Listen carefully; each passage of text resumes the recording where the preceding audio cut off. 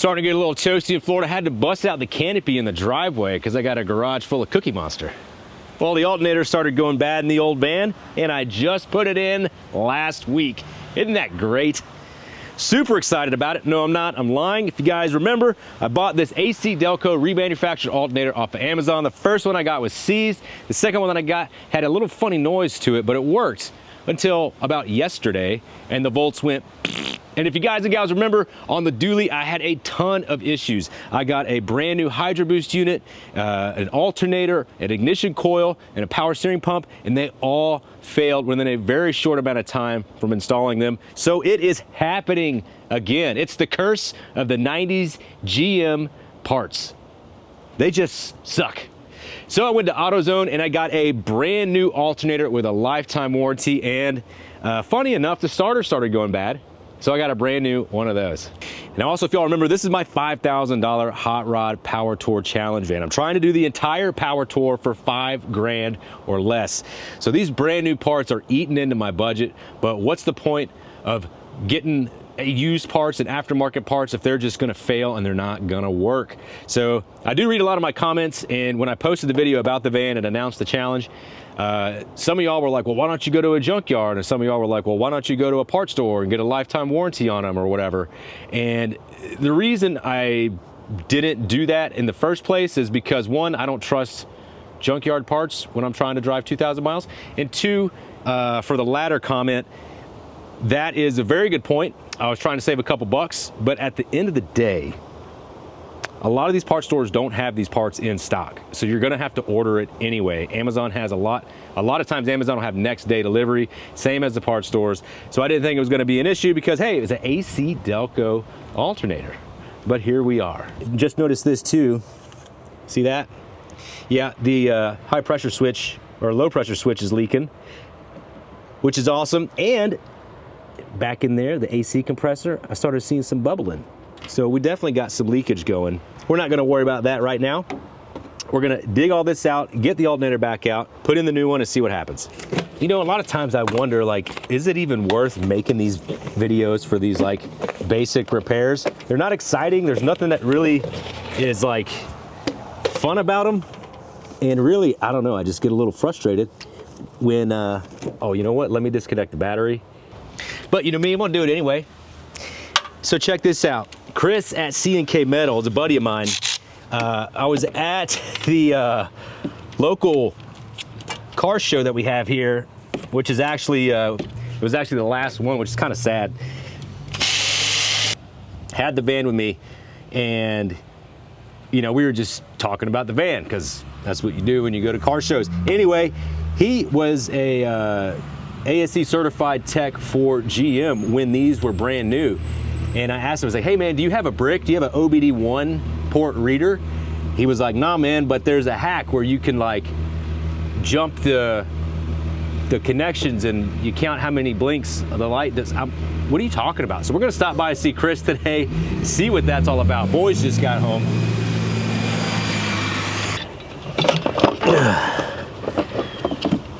Oh my gosh. It like, the back of the alternator's fried. Yeah, it looks like something shorted in the alternator because it looks like it originated from here and like worked its way out. Duralast Gold. It's probably trash. Oh, the whole thing's...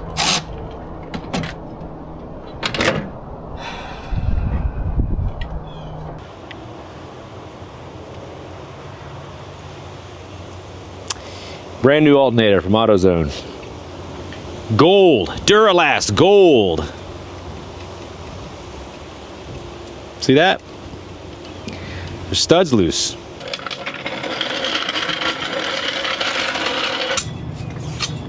Oh yeah, the top of the canopy's resting on the van.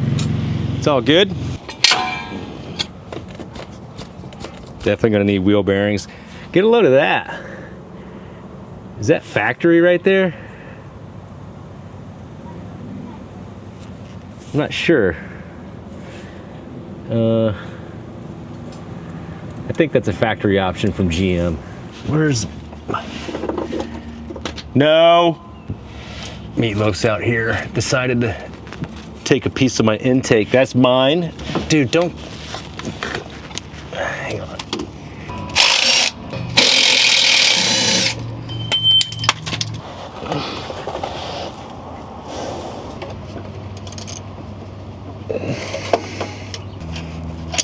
Okay. This should be it.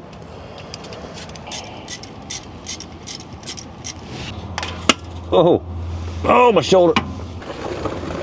Here we go. Here we go. Uh-oh. There it is.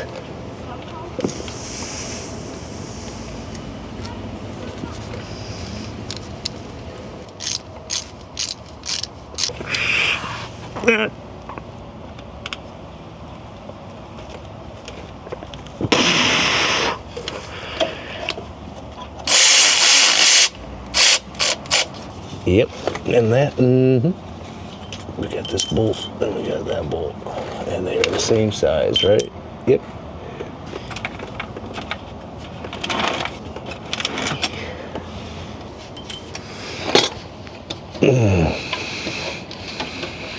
I'm gonna fight this in here, and camera's gonna die. So I'm just gonna call it here, let you know what we come up with. Is that? Yep. All right, got the new starter on. Now, let's see if it starts. Don't have an alternator hooked up right now, so I took the belt off, but we should be able to fire it up. Ooh, smooth. Yeah, all right, at least something worked. All right, let's package up this brand new Duralast Gold alternator and package up our starter to get our core charge back, and then get another freaking alternator on order. That would be 4 alternators in this van. Well, it is the next day at about 10 a.m. I went to AutoZone yesterday to, what's up guys? Meatloaf. Look at this guy. Yeah. AutoZone gave me a call, said that the new alternator just got in. Haven't started the C10 since the Pro Touring Truck Shootout, which has been about a month or so. Let's see if it fires up. Let her prime. Oh.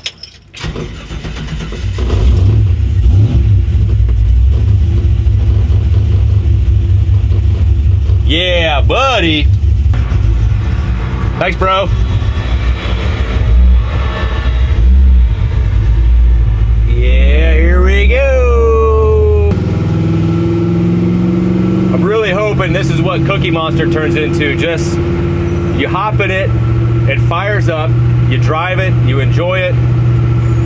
The only issue I have with this truck is the AC. I'm gonna fix it, but I love this thing so much, man.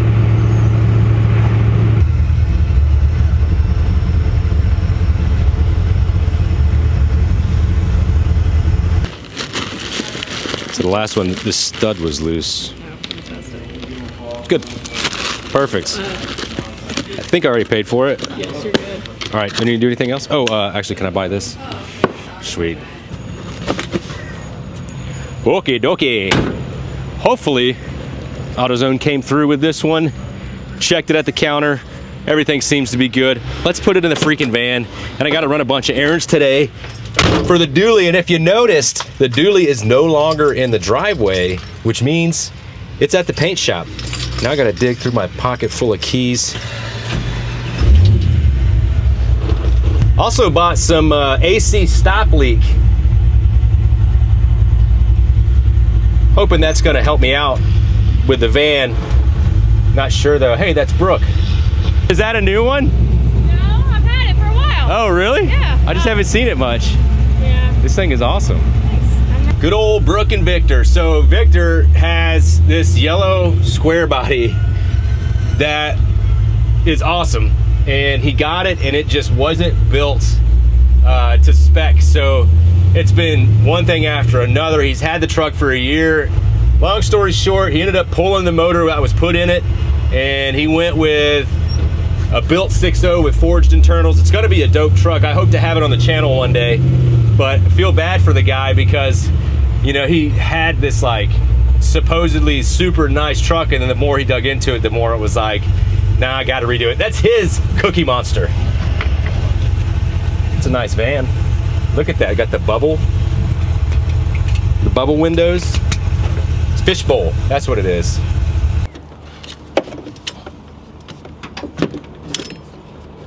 Let's try this again.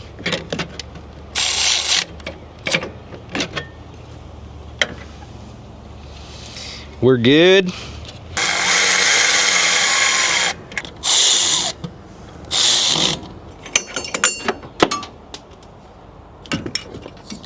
All right, then we're gonna slide this down there.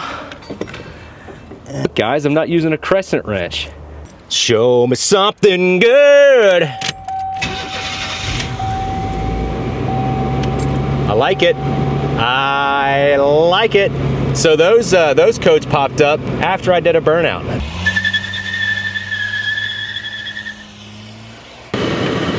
Got my AC stop leak. Gonna put the whole dang can in there. Gotta take this core back to AutoZone. Awesome. Gonna run some errands today with this van. Pulling the rear row out so I can stop by the storage unit and grab the original wheels for the dually. I don't want the new ones to get paint all over them. Ow. This is not easy. Should I like pull my side out first, or you pull your side out first? All right. Right here. Add it to our collection. Stop, bow tie. Stop. Yeah, our collection of parts.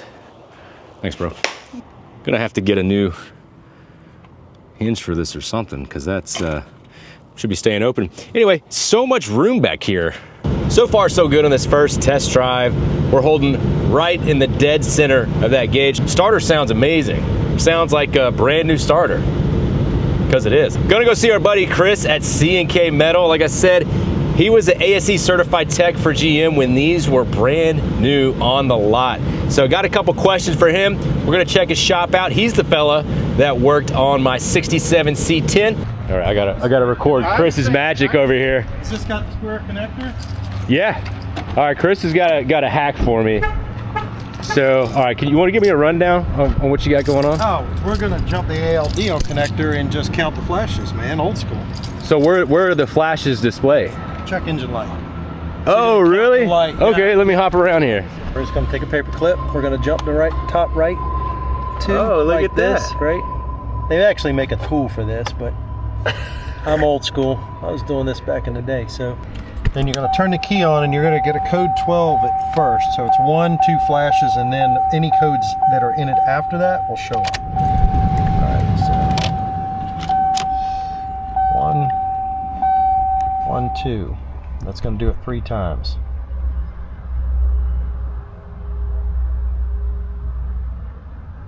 That's the second time. I got you. So if anything comes up after this. Right, so it's done its 12, and now, all right. So 2, it's still saying 12. So it doesn't have anything stored in it. Oh. If it sends a continuous 12 code, there's nothing else in it. Oh, okay. Then but if it sends anything else after that, then Right, so there are 2-digit codes after that. So like 24 is vehicle speed sensor, 13 is a bad O2 sensor. I mean, I don't remember them all because it's been a long time, but 55 is the one you don't want. That's bad PCM. Oh, okay. There's a ton of them in there. 21 is TPS. I think 17 is coolant sensor. But right now it's just flashing 12, and 12 is the code that it's always going to put because that's no distributor pulse reference. So key on, it's always going to show that. Right. That's normal for it to show 12. I got And it's not showing anything else after that. So have you had any other codes or anything? Or? No, it can't. It will come on intermittently. There was a code in there for an evap canister, but nothing else. There Oh, you know what? Now that you mentioned that, the hoses going into the evap are rotted. Oh, that'll set it. That'll set it off. Temporary check engine light, yeah. Okay. Because it won't be a hard code. Yeah. Hard codes in these are, like I said, a faulty TPS O2 sensor. Something major. And these have one-wire O2 sensors in them. They don't have heated O2s or nothing. Got you. They're just really rudimentary stuff. So yeah. Basically, all the Holley stuff that you buy today is based off of this system. Is it really? But the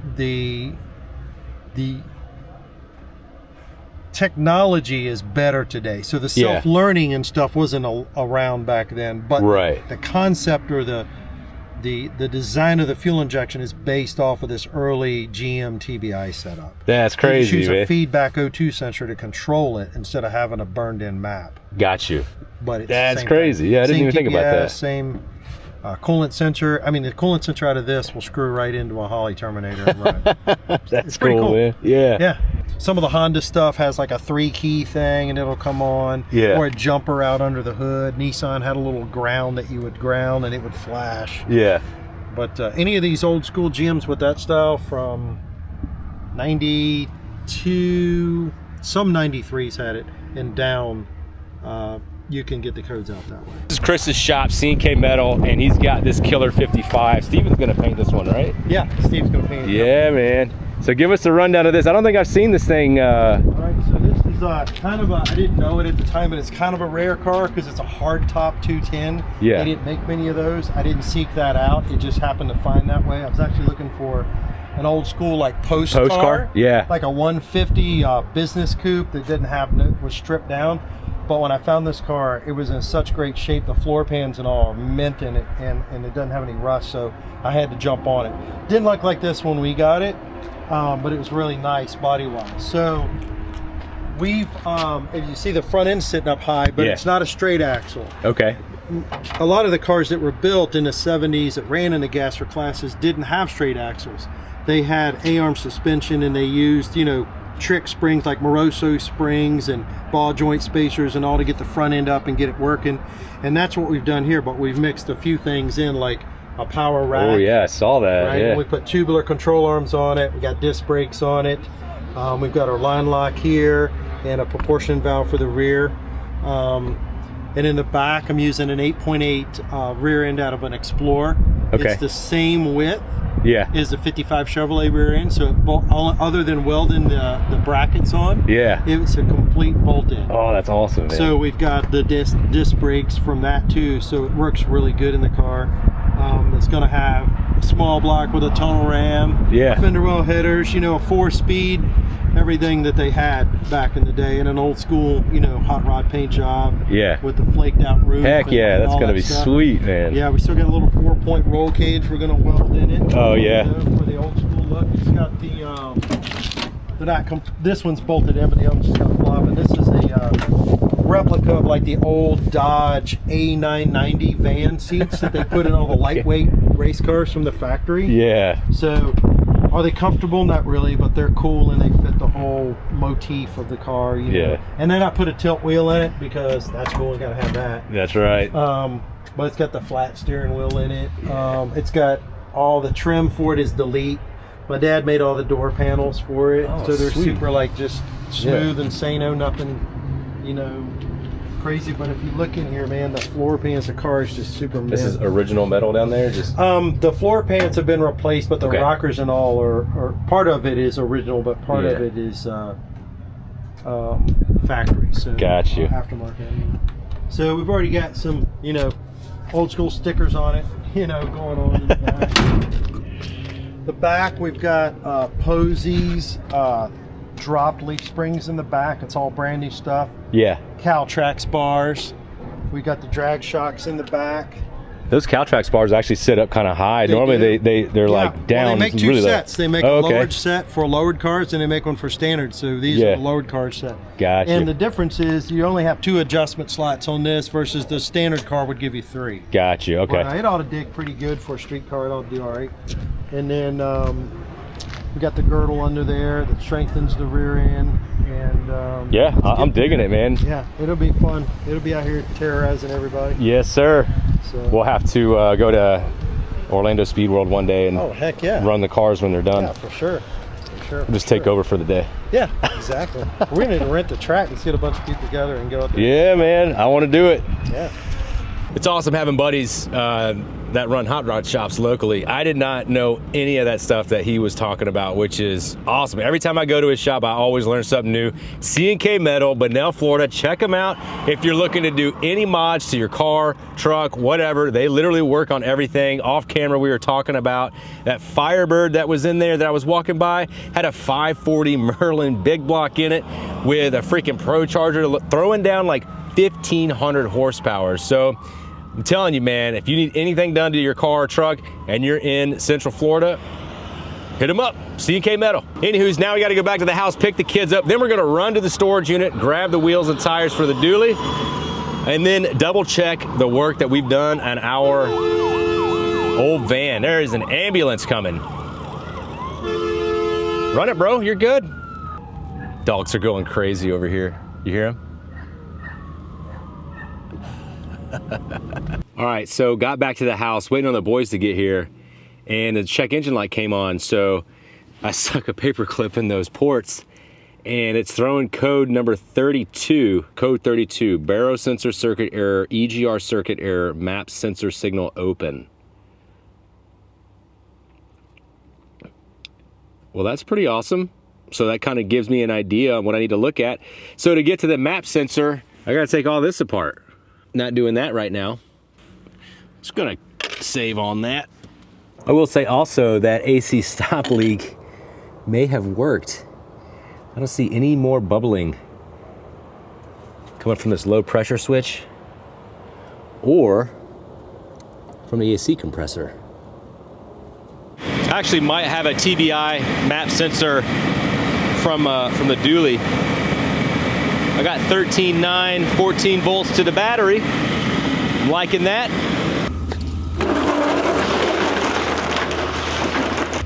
These are the old dually tires. These are the dually wheels. Ooh.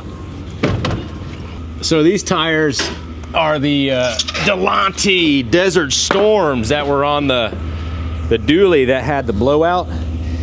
These were the 4 rear wheels, which were fine, but the 2 front wheels, the 2 front tires had some issues. One of them actually blew out, but a fella is painting up some transit wheels for me for the C10, and I'm going to use these tires on that, so that'll be nice.